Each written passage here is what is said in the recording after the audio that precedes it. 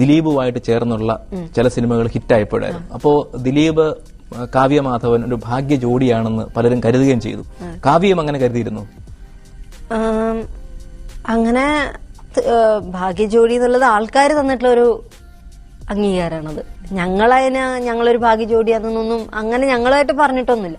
ആൾക്കാർ ഞങ്ങളുടെ ജോഡി ഇഷ്ടപ്പെടുന്നുണ്ട്. അതിനു മുമ്പ് ഇപ്പൊ ചന്ദ്രനുദിക്കുന്ന ദിക്കിൽ തുടങ്ങി എനിക്ക് തോന്നുന്നു ഒരു മീശമാധവനിലൂടെയാണ് ആൾക്കാരത് കൂടുതൽ ആ ഒരു പേരിനെ ഇഷ്ടപ്പെടാൻ തുടങ്ങിയിട്ടുള്ളത്. അപ്പൊ അതിനുശേഷം കുറെ സിനിമകൾ അടുപ്പിച്ചിട്ട് ചെയ്തിട്ടുണ്ടായിരുന്നു. പക്ഷെ അങ്ങനെ ഞാനോ ദിലീപേട്ടനോ ഞങ്ങൾ ഒരുമിച്ചിട്ട് അഭിനയിച്ചിട്ടുള്ള സിനിമ തന്നെയാണ് മിഡിരണ്ടിലും സദാനന്ദന്റെ സമയമൊന്നും വിജയിക്കാത്ത സിനിമകളാണ്. നല്ല സിനിമകൾ തന്നെയാണ്, പക്ഷെ വിജയിച്ചിട്ടൊന്നുമില്ല. അപ്പൊ അങ്ങനെയൊന്നും പറയാൻ പറ്റില്ല. ഒരുപക്ഷെ ഭാഗ്യ ജോഡികളാണെന്ന് തോന്നിയതുകൊണ്ടാണോ രണ്ടുപേരും കൂടെ ഒരുമിച്ച് ബിസിനസ്സിലേക്കും സഹകരിക്കാമെന്ന് കരുതിയത്? ബിസിനസ്സിലേക്ക് അങ്ങനെ അതിലിപ്പോ ഞാൻ പാർട്ട്ണറേ അല്ല ആ ഒരു ബിസിനസ്സിൽ. അത് പലർക്കും അങ്ങനെ ഒരു തെറ്റിദ്ധാരണയുണ്ട്. ആക്മെ എന്ന് പറഞ്ഞിട്ടുള്ളൊരു കമ്പനിയിൽ ഞാനും ആദ്യമായിരുന്നു. അതിന്റെ ഒരു 12 പേര് കൂടിയിട്ടുള്ളൊരു ബിസിനസ്സാണ്. അതിലൊരാളായിരുന്നു ഞാൻ. ഇപ്പൊ പക്ഷെ ഞാൻ അതില് ഞാൻ അതിൽ നിന്ന് മാറി. അപ്പൊ ഞാൻ അതിലൊരു പാർട്ട്ണർഷിപ്പ് ഒന്നും ഇപ്പൊ എനിക്കില്ല അതില്. അതെന്താ മാറാൻ കാരണം? മാറാൻ കാരണം എന്താ വെച്ചാല്, ഒന്നാമത് അത് റിയൽ എസ്റ്റേറ്റും അങ്ങനെ സംബന്ധിച്ചിട്ടുള്ള കാര്യങ്ങളാണ്. ഞങ്ങളുടെ വീട്ടിൽ ആർക്കും ഒരു റിയൽ എസ്റ്റേറ്റിനെ സംബന്ധിച്ച് എന്റെ അച്ഛന്റെ 17-ാം വയസ്സ് തൊട്ട് ഞങ്ങളുടെ നീലേശ്വരത്തെ ഷോപ്പ് ഗാർമെന്റ്സ് ബിസിനസ്സാണ് നോക്കി നടത്തുന്നത്. അതിൽ കൂടുതലുള്ളൊരു അതിനെ സംബന്ധിച്ചിട്ടുള്ള കാര്യങ്ങളൊക്കെ ആണെങ്കിലേ നമുക്ക് അറിയുള്ളൂ. ഇതിപ്പോ റിയൽ എസ്റ്റേറ്റ് നമ്മളതിന്റെ മീറ്റിങ്ങിന് പങ്കെടുക്കാൻ സാധിക്കുന്നില്ല. പിന്നെ എന്തിനാണ് നമ്മൾ ഒരു പരിചയമില്ലാത്തൊരു ഫീൽഡിലേക്ക് ചെന്ന് പെട്ടിട്ട് കുറെ പൈസയൊക്കെ അതിൽ കൊണ്ടിട്ടിട്ട് കളയുന്നതിനേക്കാളും നല്ലത് നമുക്ക് പരിചയമുള്ള, നമ്മൾ കൊണ്ടു നടന്നിട്ടുള്ള, നമ്മളെ ഇത്രയും നാളും നമ്മൾ ജീവിച്ചൊരു ഫീൽഡ് ഗാർമെന്റ്സ് തന്നെയാണ്. അതുകൊണ്ട് തന്നെയാണ് ഞങ്ങൾ ഇപ്പുറത്ത് വേറൊരു ബിസിനസ് സ്റ്റാർട്ട് ചെയ്തത്. ഞങ്ങളൊരു കമ്പനി ഫോം ചെയ്തു, മാഷ്മിക ഡിസൈൻ പ്രൈവറ്റ് ലിമിറ്റഡ് എന്നുള്ള ഒരു കമ്പനി ഫോം ചെയ്തു. ഇപ്പൊ അതാണ് ഇപ്പൊ ഞങ്ങളുടെ ബിസിനസ്. മഞ്ജു വാര്യരും കാവ്യമാധവനും തമ്മിലുള്ള ബന്ധം എങ്ങനെയാണ്?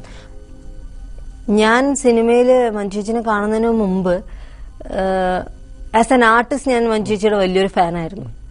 പക്ഷെ ഇപ്പൊ ഞാൻ ഒരു ആർട്ടിസ്റ്റ് എന്നുള്ള രീതിയിനേക്കാൾ ഉപരി ഒരു സ്ത്രീ എന്നുള്ള രീതിയിൽ, ഒരു ഭാര്യ എന്നുള്ള രീതിയിൽ, ഒരു അമ്മ എന്നുള്ള രീതിയിൽ ഞാൻ മഞ്ജു ചേച്ചിയുടെ വലിയൊരു ഫാനാണ്. ആ ബന്ധം ഞങ്ങൾ എപ്പോഴും ഉണ്ട്. ഞങ്ങൾ ഫോണിൽ സംസാരിക്കാറുണ്ട്. ഞങ്ങൾ രണ്ടുപേരും ഒരേ മാസം ജനിച്ചിട്ടുള്ള ആൾക്കാരാണ്. മഞ്ജു ചേച്ചി 10-ാം തീയതി ബർത്ത്ഡേ, എന്റെ 19-നാണ് ബർത്ത്ഡേ. ഞങ്ങളുടെ രണ്ടുപേരുടെയും ബർത്ത്ഡേ ഞങ്ങൾ ഒരിക്കലും മറക്കാറില്ല.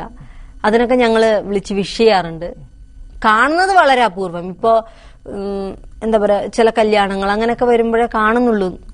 അല്ലാതെ കാഴ്ചകൾ വളരെ കുറവാണ്. പക്ഷെ ഫോണിലുള്ള ബന്ധം എപ്പോഴും ഉണ്ട്. നിങ്ങൾക്കിടയിൽ എപ്പോഴെങ്കിലും തെറ്റിദ്ധാരണകൾ ഉണ്ടായിട്ടുണ്ടോ? ഒരിക്കലുമില്ല. അങ്ങനെ ഒരു തെറ്റിദ്ധാരണ ഉണ്ടായിട്ടുണ്ടെങ്കിൽ അതെനിക്ക് പെട്ടെന്ന് മനസ്സിലായേനെ മഞ്ജു ചേച്ചിയുടെ സംസാരത്തിലോ ഒന്നും. ഞാൻ വളരെയധികം ഇഷ്ടപ്പെടുന്ന ഒരു ആർട്ടിസ്റ്റ് എന്ന് പറയാൻ പാടില്ല, എന്റെ ഒരു ചേച്ചി എന്നുള്ള രീതിയിൽ ഞാൻ കാണുന്ന ഒരാൾ തന്നെയാണ് മഞ്ജു ചേച്ചി. സ്റ്റാൻഡിൽ കിടന്ന് ഉറങ്ങിയിട്ടുണ്ട്. പിന്നെ ഞാൻ സ്റ്റാൻഡിൽ ഇഷ്ടംപോലെ തവണ കിടന്നിട്ടുണ്ട്. ഇപ്പൊ കറക്റ്റ് തമിഴും തെലുങ്കും ആയി. ஆமா கேக்குறேன். உங்களுக்கு அப்புறம் வந்து இந்த படத்தோட கேரக்டர் கொஞ்சம் சொல்லுங்களேன். இந்த படத்தோட கேரக்டரா? இது எந்த படம்னா லோலிபாப். தமிழ்ல நீங்க மொழிங்கோ. லோலிபாப் இல்ல என்னங்க லோலி இல்ல ലോലി. சொல்லுங்க ലോലിപാപ്പ്. ലോലിപാപ്പിൽ എന്റെ ക്യാരക്ടറിന്റെ പേര് ഇടയ്ക്ക് തമിഴും ആവാം.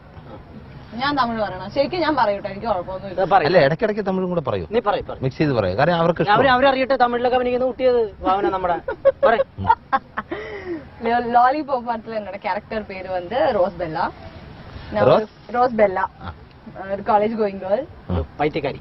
പൈത്യക്കാരെന്നൊക്കെ എല്ലാവർക്കും അറിയാട്ടോ. അവിടെ എന്റെ അടുത്ത് ഷാഫിച്ചാരം പറയായിരുന്നു ഈ പടം കമ്മിറ്റ് ചെയ്യുമ്പോ, നീ ദയവ് ചെയ്തിട്ട് ഇത് തെലുങ്കിലൊന്നും പോയി പറയരുട്ടോ ഈ കഥയൊന്നും. അപ്പൊ അവിടെ നമ്മുടെ പടം ഡിസംബറിൽ റിലീസ് ആകുമ്പോ തന്നെ അവിടെ തെലുങ്കില് ഹൈദരാബാദിൽ ഒരു പടം റിലീസ് ആവും, ലോലിപോപ്പുലു എന്ന് പറഞ്ഞിട്ട്. ലോലിപോപ്പുലു. അല്ല ഞാൻ ചോദിക്കട്ടെ, ഈ തെലുങ്ക് ഭാഷ ഒക്കെ പറയുമ്പോഴത്തേക്കും ഭയങ്കര പ്രശ്നം വരാറില്ല? ഇവിടെ മലയാളം തന്നെ പറയാൻ ഞാൻ ബുദ്ധിമുട്ടുന്നു. അപ്പൊ തെലുങ്ക് പറയാൻ ബുദ്ധിമുട്ടാറുണ്ടോ? ഇതൊക്കെ ഉണ്ടല്ലോ. ചൂട് മരിച്ചിനില്ലേ? ഇല്ല കേട്ടോ. അല്ല നമ്മൾ മലയാളമായിട്ട് നമ്മുടെ മലയാളമായിട്ട് കുറെ സാദൃശ്യം ഉണ്ട് തെലുങ്കിന്. ഞാൻ ആദ്യത്തെ പടത്തിൽ കുറച്ച് ബുദ്ധിമുട്ടി. ഇപ്പൊ ഞാൻ സെക്കൻഡ് മൂവിയാ ചെയ്തോണ്ടിരിക്കുന്നത്. പക്ഷെ എനിക്ക് കുഴപ്പമില്ല. ഇപ്പൊ കുറച്ചൊക്കെ എനിക്ക് പറയാൻ പറ്റും. നന്നായി ബുദ്ധിമുട്ട് അല്ല, ആദ്യത്തെ പടത്തിൽ കുറച്ച് ബുദ്ധിമുട്ട്, പിന്നെ ഒരു ശീലമായി. പക്ഷെ മലയാള സിനിമയിൽ ആദ്യമായിട്ടായിരിക്കും കരിവാരി തെച്ചൊരു നായിക വന്നത്. സത്യം അല്ലേ? അല്ല, മുമ്പ് വന്നിട്ടുണ്ടോ എന്ന് എനിക്കറിയില്ല. പക്ഷെ അങ്ങനത്തെ ക്യാരക്ടേഴ്സ് ഒക്കെ ചെയ്തിട്ടുണ്ട്. രേവതിയൊക്കെ. ഞാൻ ഇനി വളരെ ഇതായിട്ടൊരു ചോദ്യം ചോദിച്ചോട്ടെ. അത് ഒറ്റയ്ക്ക് വേണ്ട, ചോദിക്കും. ഇല്ല, ചോദിക്കും. അന്ന് ഒറ്റയ്ക്ക് ചോദിക്കാം. അന്ന് ഇങ്ങനെ ആരും അറിയരുത്. ഒന്ന് ഷൂട്ട് ചെയ്ത് നമ്മുടെ ഇവിടുത്തെ താരങ്ങള് അധികം വളരെ നീറ്റായിട്ടൊക്കെ അഭിനയിക്കും. അവിടെ ചെല്ലുമ്പോഴത്തേക്കും തുണിയും വേണ്ട, ഒന്നും വേണ്ട. അതെന്തരി അങ്ങനെ? അതെ, ഇപ്പൊ ഞാൻ പറയാണെങ്കിൽ അങ്ങനെ ആരും അങ്ങനെ ഞാൻ ഇതുവരെ അങ്ങനെ ഫുൾ തുണി അയച്ചിട്ടൊന്നും അല്ല, അതല്ല ഞാൻ പറഞ്ഞ. അയ്യോ, ഞാൻ അത്ര ഭയങ്കര വൃത്തിയായിട്ട രീതിയിൽ അഭിനയിച്ചിട്ടില്ല എന്നാ പറഞ്ഞത്. ഞാൻ എപ്പോഴും ഒരു ഡീസെന്റ് ആയിട്ടുള്ള രീതിയിൽ അഭിനയിച്ചിട്ടുള്ളൂ. ഞാനിപ്പോ മീൻസ് ആര് കാണുകയാണെങ്കിലും അയ്യേ ഭാവന എന്താ ഇങ്ങനെ ചിന്തിക്കുന്ന പറയുന്ന രീതിയിലുള്ള കോസ്റ്റ്യൂംസ് ഒന്നും ഇതുവരെ ഇങ്ങനെ ചെയ്തോ അങ്ങനെ പോകും. ഞാൻ കംഫർട്ടബിൾ ആയിട്ടുള്ള ഡ്രസ്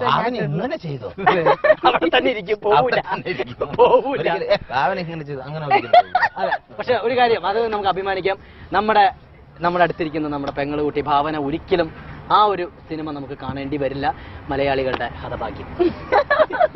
അങ്ങനെ ഇനിയൊരു പ്രതീക്ഷ വേണ്ട. അല്ല, ഞാൻ അത്യാവശ്യമൊക്കെ ഗ്ലാമർ ചെയ്യും കേട്ടോ, അത്യാവശ്യമൊക്കെ. പക്ഷെ അതൊരു ഡീസന്റ് ഗ്ലാമർ ആയിരിക്കും. എന്ന് വെച്ചാൽ നമ്മൾ കാണുമ്പോ ഏകദേശം ഇതുപോലെയൊക്കെ ഫ്രീക്ക് ഇതൊന്നുമില്ല,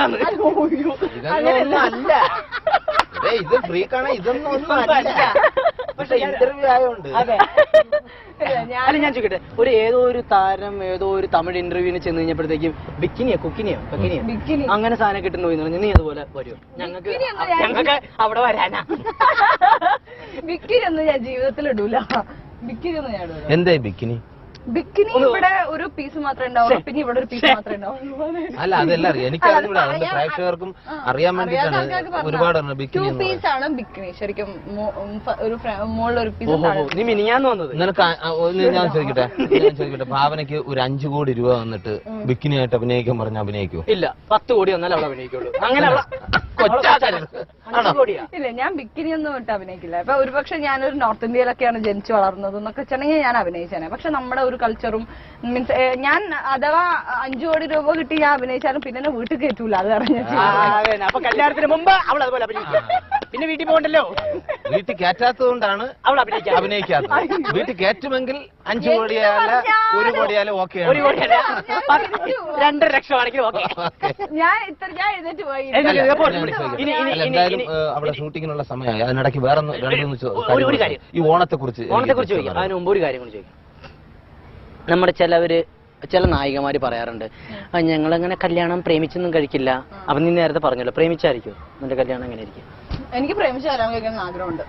ഞാൻ ആഗ്രഹിക്കുന്ന പോലെ ഒരാളെ കണ്ടിട്ട് സുരാജിന്റെ മുഖത്ത് നാണമൊക്കെ വരുന്നത് അതെന്തിന്? അല്ല, ഞാൻ മനസ്സിലാഗ്രഹിച്ച പോലെ എന്ന് പറഞ്ഞപ്പോഴത്തേക്കും അല്ല, എന്നോട് ഭാവന പറഞ്ഞിട്ടുണ്ട്, എനിക്ക് ചേട്ടനെ ഭയങ്കര ഇഷ്ടമാണ്. കാരണം ചേട്ടന്റെ ഒരു എന്തോ ഒരു ബോഡി ലാംഗ്വേജ് അതൊക്കെ ഭയങ്കര ഇഷ്ടമാണെന്ന് എന്നോട് കുറച്ചു നേരത്തെ പറഞ്ഞില്ലേ?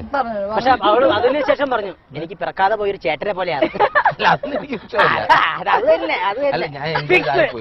ബ്രദർ കൈയോട് ബ്രദറാണ്. ജയേട്ടൻ പിന്നെ എന്റെ മുമ്പേ ബ്രദറാ. ഞാൻ വിചാരിച്ചു ജയേട്ടൻ എന്റെ എന്ന് പറഞ്ഞിട്ട് ചിത്രങ്ങളിൽ ചെയ്ത ഒരാളാണ് പൃഥ്വിരാജ്. ഇതൊരു പ്രിക്കോഷനാണോ നിർമ്മാതാവിന്റെ കുപ്പായത്തിലേക്ക് കയറുന്നത്? എന്തിനു വേണ്ടിയുള്ള പ്രിക്കോഷൻ? അതായത് 10-12 വർഷം കഴിയുമ്പോൾ ഒരു നടന്റെ മേലങ്കി അഴിച്ചു വെക്കേണ്ടി വന്നാൽ പിന്നെ നിർമ്മാതാവിന്റെ കുപ്പായം കാര്യമായി അണിയാം, അങ്ങനെ എന്തെങ്കിലും ഉണ്ടോ? 50 കൊല്ലം കഴിഞ്ഞിട്ടാണെങ്കിലും ഞാൻ മരിച്ചിട്ടില്ലെങ്കിൽ നടന്റെ വസ്ത്രം ഞാൻ അഴിച്ചു വെക്കില്ല. അതിനെ ഉദ്ദേശിച്ചിട്ടുമില്ല. അതിനുള്ള കാലിബർ എനിക്കുണ്ടെന്നുള്ളതിൻ്റെ തെളിവാണെന്ന് തോന്നുന്നു. കാരണം കഴിഞ്ഞ 12 കൊല്ലമായിട്ട് പ്രേക്ഷകർ എനിക്ക് പതുക്കെയാണെങ്കിലും ഒരു സ്ഥാനം തന്നു എന്ന് ഞാൻ വിശ്വസിക്കുന്നു. അപ്പോൾ അവരെ നിരാശപ്പെടുത്തില്ല എന്നുള്ള വിശ്വാസമുള്ളിടത്തോളം കാലം പൃഥ്വിരാജ് എന്ന് പറയുന്ന വ്യക്തിയുടെ നടൻ എന്ന തലം തന്നെയായിരിക്കും എപ്പോഴും ആദ്യം മുൻനിർത്തി കാണുന്നത്. പിന്നെ എൻ്റെ ഏറ്റവും വലിയ ആഗ്രഹം എന്ന് പറയുന്നത് എൻ്റെ പേരിൽ കുറച്ചധികം നല്ല സിനിമകൾ ഉണ്ടാവുക, നല്ല കുറച്ച് ഇൻ്റലക്ച്വൽ പ്രോപ്പർട്ടിയുടെ ഉടമസ്ഥത വഹിക്കാൻ സാധിക്കുക. അപ്പോൾ അതിൻ്റെ ഒരു ആദ്യത്തെ കാൽവെപ്പാണ് ഉർമി എന്ന് പറയുന്ന സിനിമ. കുറച്ചു കാലം മുമ്പ് മലയാളത്തിലെ ഒരു നായക നടനും ഒരു ചെറുപ്പക്കാരിയായ ഒരു നായികയുടെ മുഖത്ത് നോക്കി ഐ ലവ് യു എന്ന് പറയാൻ പറ്റാത്ത അവസ്ഥയാണെന്ന് പൃഥ്വി പറയുണ്ടായി. സത്യം പറഞ്ഞു കഴിഞ്ഞാൽ മലയാളത്തിലെ